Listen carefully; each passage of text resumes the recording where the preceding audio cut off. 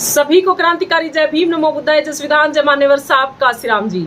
सभी महापुरुषों को नमन करते हुए सभी साथियों को स्वतंत्रता दिवस की बहुत बहुत शुभकामनाएं, बहुत बहुत बधाइयां।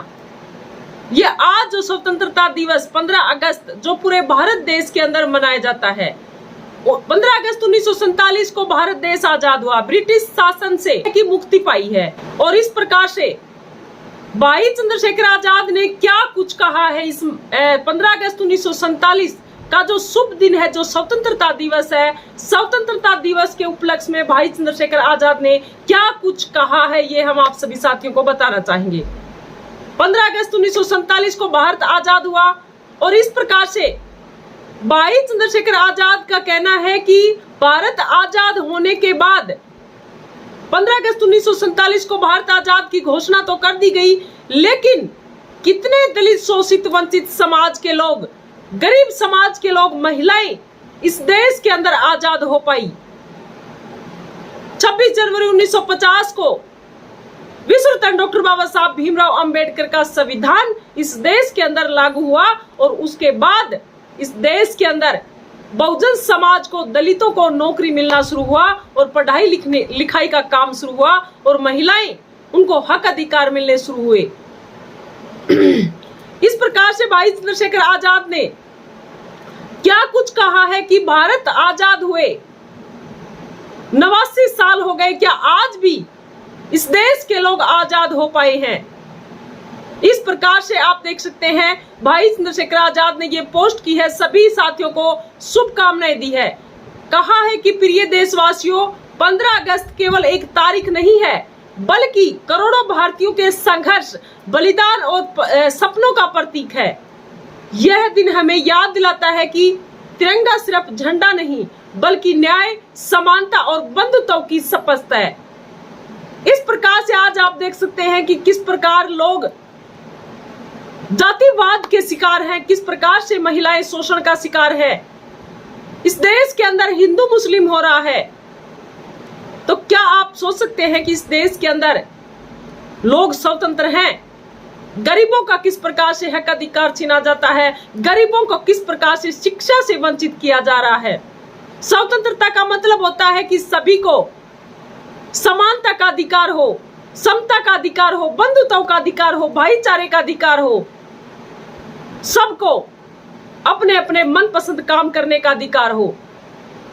लेकिन इस देश के अंदर भारत स्वतंत्र होने के बाद भी इस देश के अंदर आज भी जो वर्तमान के अंदर जो सरकारें हैं, वो मनुस्मृति को लागू करना चाहती है। वो मनुस्मृति जिन्होंने इन महिलाओं को मजबूर किया, सती प्रथा होने पर मजबूर किया, इन महिलाओं को विधवा होने पर किस प्रकार से शोषण का शिकार बनाया जाता था, छोटी छोटी बच्चियों के साथ जो बड़ी जाति के लोग किस प्रकार से उनका शोषण करते थे और जाति के आधार पर काम बांटा गया कि आप अगर इस जाति के हो तो आप का ये काम है, आपका ये काम है। और इस देश के अंदर इतनी हजार जातियां बनाकर, 7000 से भी ज्यादा जातियां बनाकर लोगों का आपस के अंदर भाईचारा खत्म करने का काम किया। आप देखोगे एक जाति के अंदर से भी इतनी जातियां निकाल दी गई कि ये लोग एक ना हो सके। और ब्राह्मण समाज ने अपने एक ही जाति का नाम रखा, बस ब्राह्मण, उसके अंदर न कोई जाति निकाली और न ही अपना काम, बस उन्होंने कहा कि हमारा काम भागवत कथा करने का है, हमारा काम सत्संग करने का है, हमारा काम मंदिरों में पुजारी बनने का है। और इस देश के अंदर इतने स्कूल नहीं जितने की मंदिरों की व्यवस्था, मंदिरों का निर्माण इतना ज्यादा कर दिया गया और गरीबों का इतना शोषण होता है, आप अंदाजा भी नहीं लगा सकते। ये तो सोशल मीडिया एक ऐसा माध्यम है जिसके माध्यम से आप पूरे भारत की, देश विदेश की खबरों को आप देख सकते हैं। बाकी टीवी, अखबार, ये सभी के सभी मनवादी लोगों के हैं, ये आपको गरीबों की खबरें कभी नहीं दिखाएंगे।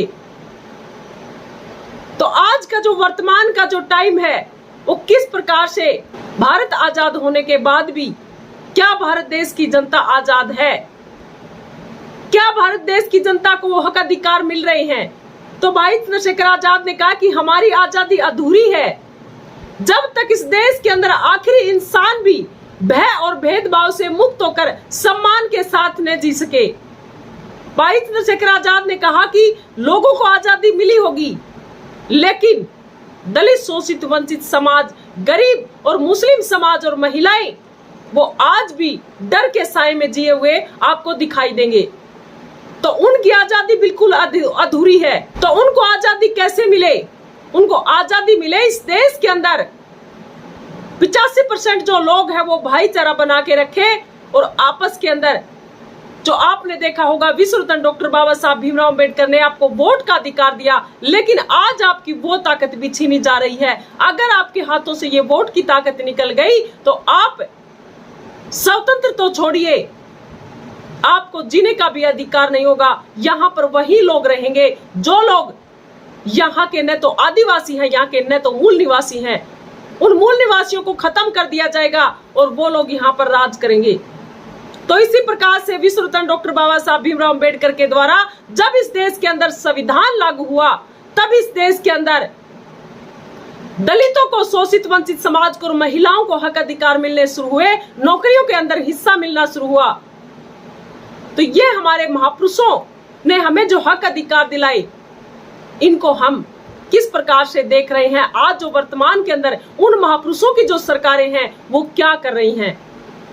जिन महापुरुषों ने अपने पूरा जीवन संघर्ष करके, अपने बच्चों को कुर्बान करके, अपनी घर गृहस्थी को कुर्बान करके किस प्रकार से अपने समाज को हक अधिकार दिलाए, संविधान दिया इस देश को, और वहीं उन्हीं की पार्टियां किस प्रकार से आज जब विश्व रत्न डॉक्टर बाबा साहब भीमराव अंबेडकर का दिया हुआ संविधान की वजह से जो वोट का अधिकार है वो छीना जा रहा है, और उन लोगों को कोई फर्क नहीं पड़ता, उन नेताओं को कोई फर्क नहीं पड़ता।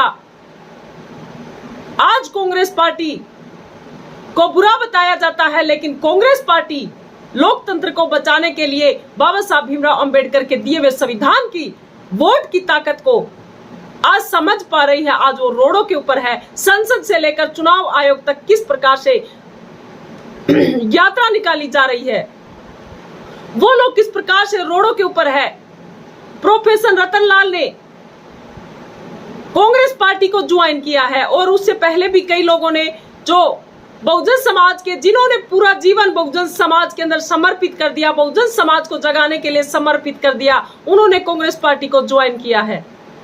अब लोगों को जलन होती है कि कांग्रेस पार्टी को क्यों ज्वाइन किया, बहुजन समाज पार्टी को ज्वाइन कर लेते, भाई चंद्रशेखर आजाद की पार्टी को ज्वाइन कर लेते।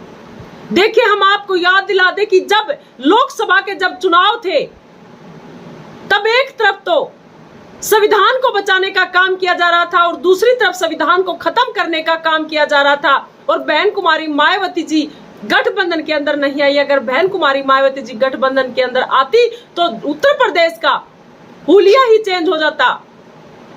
तब जाकर लोग ये सोचते कि वास्तव में जो महापुरुषों की जो पार्टियां, जिन्होंने महापुरुषों के नाम पर जो पार्टियां बनाई है, वो पार्टी वास्तव में संविधान को बचाना चाहते हैं। वो पार्टियां वास्तव में उन गरीब शोषित महिलाओं का, मुसलमानों का हक अधिकार दिलाना चाहते हैं। वास्तव में बाबा साहब भीमराव अंबेडकर जैसे महान महापुरुषों का मिशन आगे बढ़ाना चाहते हैं। उस टाइम पे सभी के सभी लोग, जो बहुजन समाज के लोग और जो इंडिया गठबंधन के अंदर जो पार्टियां थी, वो संविधान बचाने का काम कर रही थी।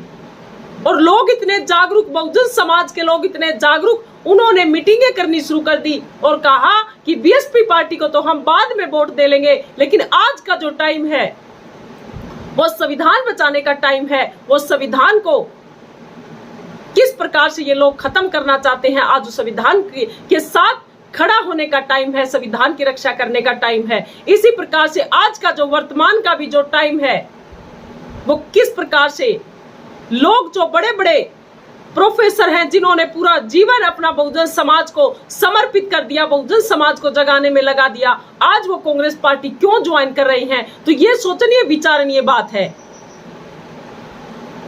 लेकिन आप सभी सोचोगे तो कांग्रेस पार्टी के द्वारा भी जिस प्रकार से जो आज भारतीय जनता पार्टी जो काम कर रही है, संविधान को खत्म करने का काम कर रही है, कांग्रेस पार्टी का जब राज था तो कभी भी संविधान की तरफ उंगली उठाकर भी नहीं देखा। संविधान के अंदर जो दिए गए हक अधिकार, वो दलितों को सभी के सभी अधिकार मिले। राजीव गांधी जी के द्वारा SC/ST एक्ट बनाया गया, आज भारतीय जनता पार्टी के द्वारा वो SC/ST एक्ट भी खत्म किया जा रहा है। तो मेरा कहने का भाव ये है, मेरे कहने का मतलब ये है कि हमने एकजुट होकर खड़ा होना पड़ेगा। अगर कांग्रेस पार्टी संविधान को बचाने के लिए रोडों के ऊपर है तो हमने उसी पार्टी के साथ खड़ा होना पड़ेगा। और भाई चंद्रशेखर आजाद अगर वास्तव में संविधान को बचाना चाहते हैं, अगर वास्तव में महापुरुषों के मिशन को आगे बढ़ाना चाहते हैं, तो इंडिया गठबंधन के अंदर भाई चंद्रशेखर आजाद को आना पड़ेगा। अकेले भाई चंद्रशेखर आजाद इस देश के अंदर इन मनवादी लोगों से नहीं जीत सकते हैं।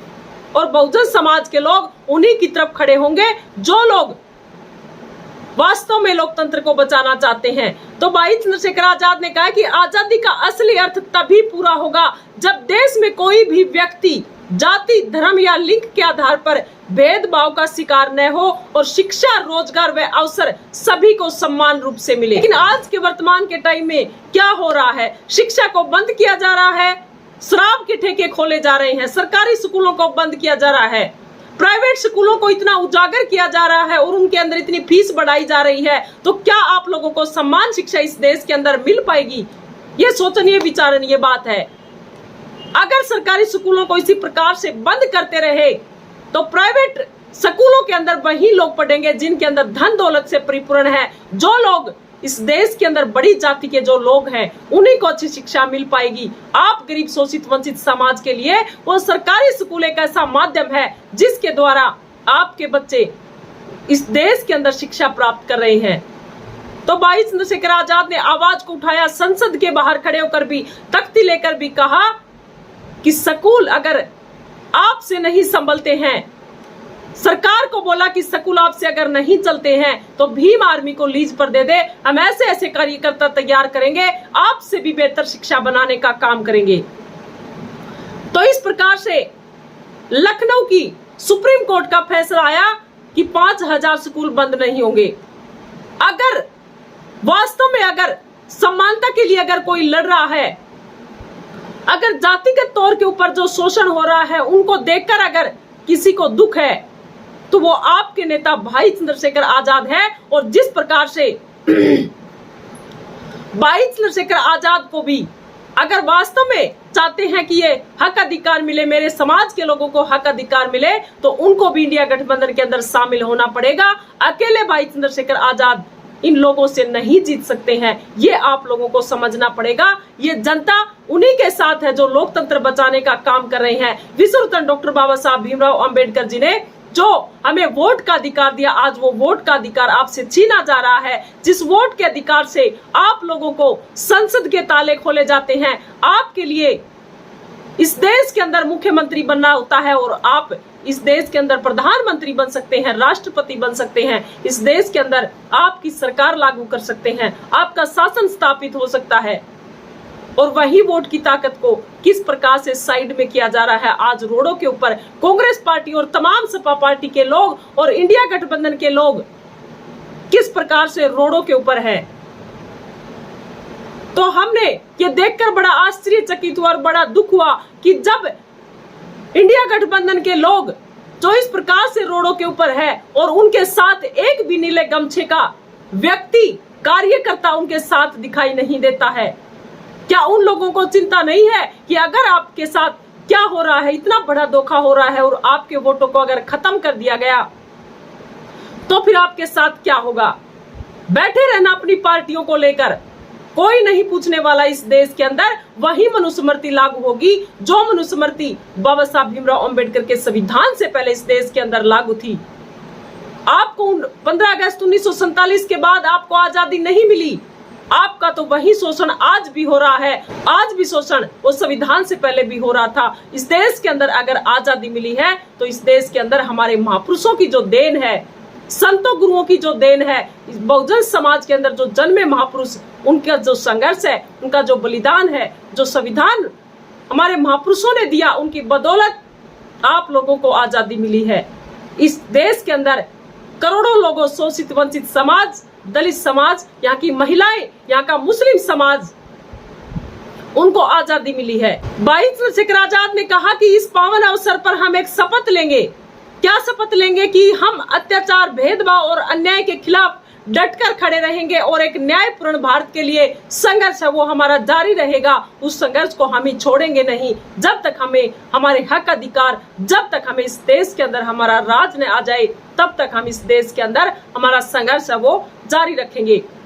आप सभी को स्वतंत्रता दिवस की बहुत बहुत बधाई और मंगल कामनाएं। 22 चंद्रशेखर आजाद ने आप सभी को बहुत बहुत बधाइयां दी हैं, मंगल कामनाएं दी हैं। तो इसी प्रकार से आप सभी साथी मिलकर एकजुट होकर इस देश के अंदर खड़े हो जाइए अपने हक अधिकारों के लिए। और आप लोग स्वतंत्र तभी हो सकते हैं जब आपके महापुरुषों का दिया हुआ संविधान इस देश के अंदर लागू है, न अन्यथा आप लोगों को कभी भी स्वतंत्रता नहीं मिल सकती। और एक बार अगर आपके हाथों से ये वोट का अधिकार चला गया, दोबारा आपके हाथों में वोट का अधिकार कोई नहीं देने वाला।